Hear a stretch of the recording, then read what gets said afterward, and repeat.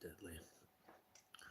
Okay, welcome to News Stripped Down, where I dig through all the news and weed out all the BS so you guys don't have to. 30 minutes or less? Why? Because anything longer than that's just BS. So today is March 5th, 2026. It's minus 11 degrees Celsius. That's 12.2 degrees Fahrenheit to you guys down in the States. And let's start off in the United States here.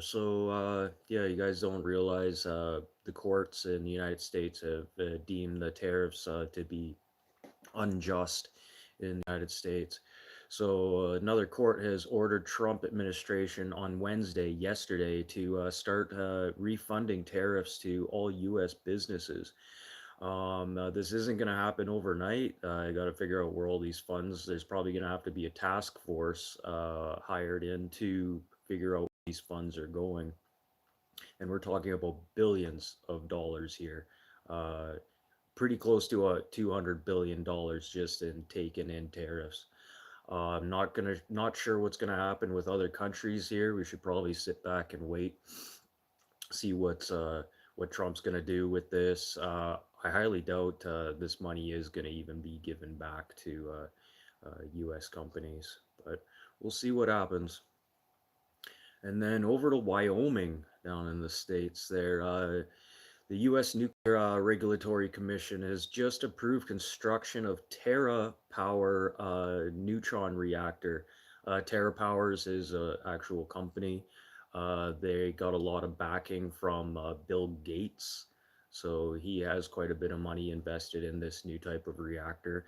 This will be the first of its kind in the United States. And this is going to be a sodium cooled reactor, and I believe some of the technology from this sodium cooled reactor comes from Canada here.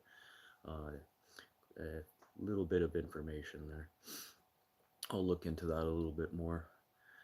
And NORAD, Aerospace Defense System, spotted two Russian Tu-142s off the coast of Alaska. Jets were scrambled to those aircraft. They did not pass international waters or cross into U.S. Airspace. And these Russian aircraft, these are just regular patrol planes that are out there to just patrol the seas. It's a regular thing that they do. There was really no hostility or anything, but if anyone hears about that scrambling of jets in Alaska, that's why. But nothing significant about that. It was a regular routine thing Russia does. And then over to Turkey. Turkey is not too impressed. I had said last week some of the pipelines that are supplying Turkey and neighboring countries have been affected due to war between Russia and Ukraine. And there's kind of a blame game going on who should be repairing this pipeline. Ukraine's saying it's Russians. Russians are saying it's Ukrainians. And really, at the end of the day, Turkey just wants the fuel turned back on at the end of the day.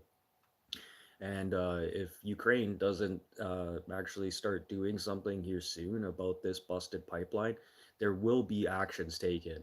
I don't know what type of actions, but they have warned that they are going to take some serious actions towards this. And because of this, Turkey is temporarily out of an agreement where they are not allowed to purchase oil from Russia due to sanctions. But now Turkey is off that deal, so now they can be purchasing oil and natural gas and other petroleum products through Russia without any repercussions. And yes, as you can see, Turkey is trying to separate themselves. And yeah, so we'll see what happens here. And then over to Canada here, Satan's Choice Motorcycle Club. Yeah, they've had a string of fire bombings in Oshawa there. Uh, there was talk about some tensions between Harley G and the Hells Angels and his separation, and some bad blood between other Hells Angels members and Harley. Uh, really thought 2 weeks ago that I kind of figured out, this was all kind of a misunderstanding, but by looks of it, tensions are still rising between the two clubs here, and we'll see what happens as Harley G is now back from Asia after his Asia tour, expanding the Satan's Choice Motorcycle Club after about 20 to almost 30 years of it being dissolved after his dad shutting it down. But that's pretty interesting. A motorcycle club that hasn't been around in over 30 years is now being patched back in and taking Hells Angels members in with them. I believe his first day of starting Satan's Choice, he took 168 Hells Angels members with him to patch over to Satan's Choice. And then Los Bravos in Winnipeg are now patched up again and taking some of my information I'm getting is saying around 90% of the Hells Angels members from Manitoba are all going over to Los Bravos, but that can't be possible because Manitoba has the highest influx of Hells Angels per of all Canada. Canada or Manitoba is a major hub. Winnipeg, Manitoba was actually supposed to be Parliament. It wasn't supposed to be in Ottawa. Manitoba, Winnipeg was supposed to be Parliament because everything came up through rail systems and can be divided out from that point. And it would have been a full sector cross too, because we could have been using the port in Churchill. But that all came to a crashing close when World War One started. And then over to China. China and Hong Kong are actually starting to work together here now. This is interesting. They're in talks with each other. And if you guys don't know Hong Kong and Beijing, they've never really got along. Hong Kong wants to kind of be its own independent thing. And then Beijing is always kind of pointing the finger at Hong Kong. But now between the two kind of like powers right now, yeah, they're in talks about contributing with the country as an overall development program. So that's cool that they're actually starting to see eye to eye now. So I'll keep an eye on that too. But talks between Beijing and Hong Kong, wow, they never go good, and that seems to be some of the best talks that they've had in probably the last like 20 years. And then here in Canada again, well, not just Canada, US. This is very interesting to you guys down in the States here. Millions of Americans are now eligible for Canadian passports. If you file the proper documentation, you can prove that you have someone in your family with Canadian descent.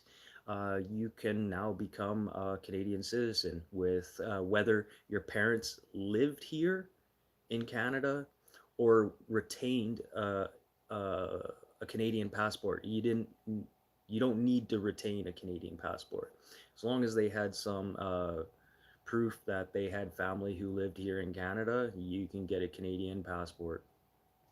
It'd be interesting. I couldn't find any writing on what color they're gonna be.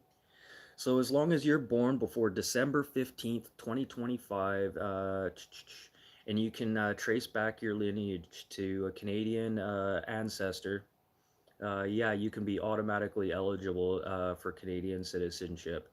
And this is after new legislation just got approved yesterday.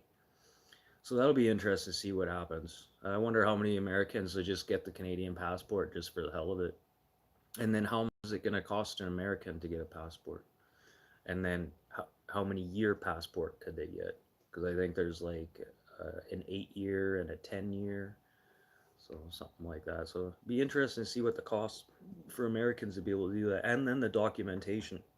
How long is the documentation going to take to be able to do this? And then how strict are they going to be on that too? Like, are they just going to just glance over it and then be like, okay, approved, passport?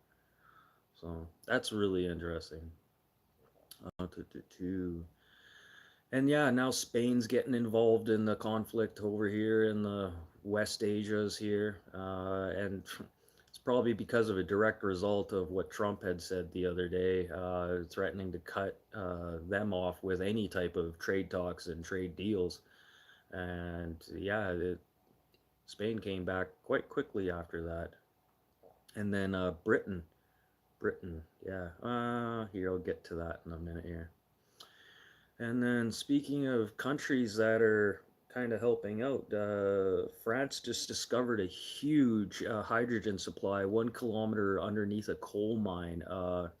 Some tests are showing that it burns actually clean and possibly cleaner than factory grade green hydrogen. And yeah, this could be a major step for France and getting clean energy. Hey Rob, what's up, dude? So that'll be good for France to, kind of separating themselves from, emissions and stuff like that. And with this hydrogen supply they have right there, it could last for, I don't know, the next 10, 20 years. So it'd be interesting to see how they're going to take advantage of that and where it goes from there.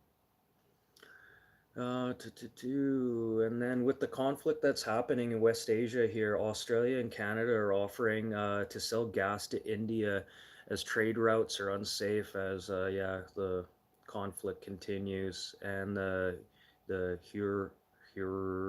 Huron Strait there is pretty much closed to all shipping routes.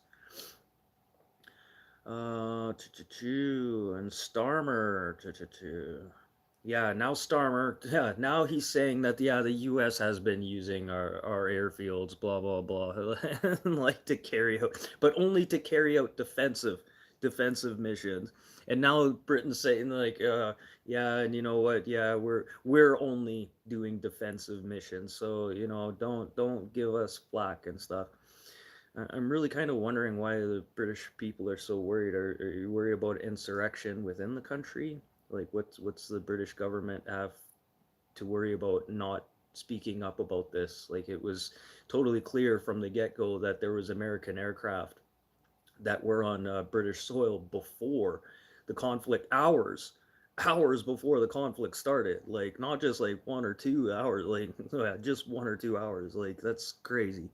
And now that France is sending an aircraft carrier, they're sending Britain is sending HMS Dragon down through what is it down to the Mediterranean for defensive support. Defensive support. Yeah. And then right before I got on the news here, what was it? The Kurdish forces are all lining up right now on the Iranian border. I'm assuming that the CIA said what they were going to do and has fully armed the Kurds, and they seem like they're ready to rock and roll. What a way to start or finish a war, with using somebody else. No way I just went through that whole page already. Yep, I did. That's crazy. Only 13 minutes. Huh.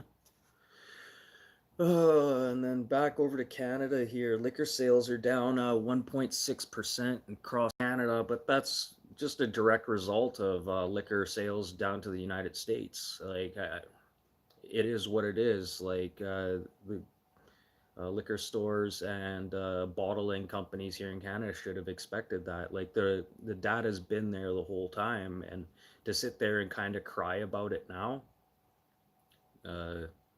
it doesn't make any sense. So everyone pick up your socks. You knew everything was going to take a big dip here, and 1.6% across the whole board for liquor sales losses isn't that bad. And then you got to take into consideration the amount of money and infrastructure that's been put here into Canada and bottling companies. So yeah, that's interesting. And then U.S. and Ecuador, yeah, just started up some joint operations to combat narco terrorism in the country. So yeah, Trump's just going at all fronts right now, and by what's happening in Ecuador right now, this is no joke. Like he's going in like Venezuela again, and he's specifically targeting these narco terrorists. So, and the Ecuadorian government is like, okay, we'll do it. They don't seem to be scared by any means. But you go across the border to Mexico, the Mexican prime or president, what's her name? She seems a little scared of what could be happening to her here. She's probably had a lot of death threats and against her and her family. And she kind of seems to be winding down her tune on going after cartels. And one of her justifications is once we get rid of this cartel, you just bring in something worse. And that is the case in most things like this. You get rid of the power, and then there's an influx of just wannabes that have no scruples, like getting rid of the mob. At least they had rules and then took care of business most of the time in house, keeping people out of it. And then once getting rid of the mob, now you have this influx of wannabe gangsters who want to show off, who leave the bodies, and this is her justification for kind of winding her tune down. But Ecuadorian president, yeah, he don't care. He don't care right now. And then BlackRock, I got to look into this a little bit more, but BlackRock is closing some deals here right now with some ports across some major ports across the world right now. So I'm going to keep an eye on this and see what ports they're interested in today. I didn't want to say anything until I could actually confirm this 100%. And then to Rob. I haven't a clue what happens with this shit. Yeah, there's too many. Yeah, I know. I don't know why he even lied about that. Like, there was clear confirmation that there was 38 U.S. aircraft there, and then literally Starmer's like, "Oh, there's no U.S. aircraft here." Why lie about it? Like, what kind? That's the stupidest white lie ever, and it's not going to help him like popularity wise. And like, even if he joined the war, would it still affect his popularity? Like 6'7", 6'7". But if you want to chat for a bit, Rob, I do like just news and stuff here. No drama stuff. But that's the end of the news for today. I'm going to end everything on things that happened today in history. March 5th. March 5th, 1496, King Henry sent John Cabot to explore for the New World. 1496, John Cabot. It's funny, there's like a lot of fish dishes here called like Cabot. March 5th, 1853, Steinway and Son Piano Company was founded. Steinway, they did every type of piano. You could get little pianos, baby grands, yeah, little ones that look like organs, but they're pianos. March 5th, 1946, Winston Churchill coins the phrase the Iron Curtain. By saying this, he was emphasizing the divide between Russia and Europe, kind of putting together what we now know of as the Cold War. And tensions between the two countries for sure, or the two powers, I guess you could call it.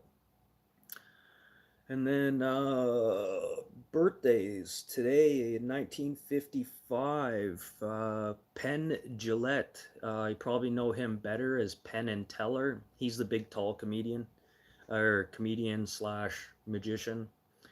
He is 71 today. And then 1958, March 5th, Andy Gibb, famous musician. Rob, you'd know who Andy Gibb is. And yeah, he passed in 1988 at the age of 30. I believe he was a part of that 30 group too. You dig into that rabbit hole. And March 5th, 1910, Momofuku Momofugutu, okay? This guy, you guys probably don't have a fucking clue who this guy is. He's the inventor of the Mr. Noodle and cup of soup. During a depression through China and Japan, he was trying to industrialize and market this so even the poorest people could afford a meal, and that it was Momo Fugutu, yeah, the inventor of the ramen noodle and cup of noodle. Yeah, he died at 96, and that was in 2007. So he lived a pretty good life.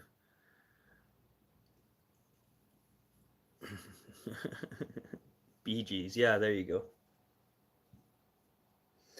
Well, that's it for the news today, you guys. If you like what you hear, hit the like, subscribe button. I'm here Monday to Friday, 4 to 4:30 p.m. Central Time. I don't do news on weekends unless, I don't know, something. Normally it's just blended up BS all over again, whatever happened this week.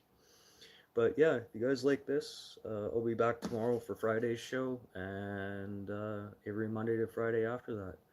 And yeah, so if you guys want to stick around, I'll do the BS news after this. If you give me about a 10-15 minutes, and then I'll go live for a bit, and then I'll talk about all the stuff that I won't talk about on this news.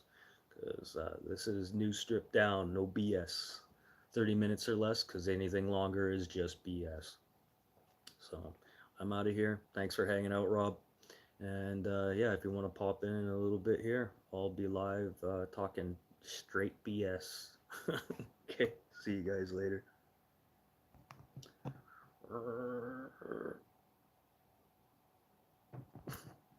Waka waka waka.